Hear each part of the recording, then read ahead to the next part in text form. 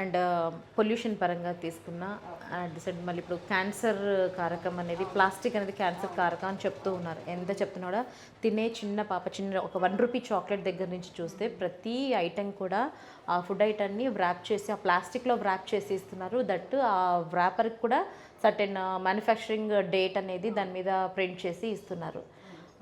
Plastic క్యాన్సర్కి కారకం, plastic క్యాన్సర్కి కారకం అని చెప్తున్నా, ప్రికాషన్స్ చెప్తున్నా, కాషన్ అని చెప్తున్నా కూడా ఎవరు కూడా దాన్ని పట్టించుకునే పరిస్థితి లేదు. At the same time need ఉండొచ్చు, నీడ్ ఉన్న వాళ్ళు తప్పదు అనే పరిస్థితుల్లో తింటున్నారు.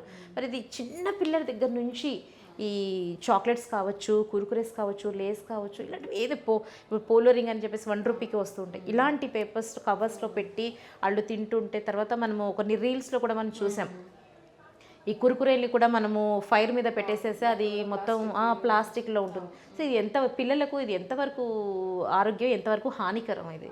ఒక్కసారి పేరెంట్స్ ఆ ఫుడ్ ఐటమ్స్లో పిల్లలకి ఎలా పోషణ ఇవ్వాలి, ఆహార పోషణ అనేది ఏ విధంగా ఇవ్వాలనేది ఒక్కసారి. ఓకే.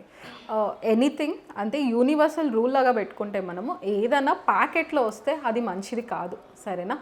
ఏదైనా కానీ మనం ప్యాక్డ్ ఉంది అంటే దాంట్లో కెమికల్స్ అయితే డెఫినెట్లీ యాడ్ చేసి ఉంటారు. మనం చూడాల్సింది ప్యాకెట్ ముందు కాదు, వెనకాల తిప్పి చూస్తే ఈ ప్రిజర్వేటివ్ ఉంది, ఈ షుగర్ లేదు, షుగర్ ఫ్రీ అని వస్తాయి కదా, ఆ షుగర్ ఫ్రీలో కూడా వాళ్ళు షుగర్ ఫ్రీ కంటెంట్ అనేది ఏముంది అని చూసుకోవాలి. ఎరిథ్రిటాల్ కానీ వేరే సబ్స్టెన్స్ కానీ అవన్నీ యాడ్ చేసి ఉంటారు, సరేనా? అవన్నీ మనం లేబుల్ వెనకాల తిప్పి చూస్తే మనకు అర్థమవుతుంది, ఓకేనా? ఇంకొకటి, ప్లాస్టిక్ అనేది మనం ఫుడ్లో కానీ ఏదైనా కానీ వేడి పదార్థం కానీ ప్లాస్టిక్ డబ్బా వేసి కూడా మనము సమ్ మిలియన్స్, ఓకేనా, thousands to millions of micro plastic particles అంటాం, సరేనా? అవనేది మన కళ్ళకు కనిపించవు, బట్ ఆ ఫుడ్లోకి అనేది అది రిలీజ్ అయిపోయి ఉంటాయి.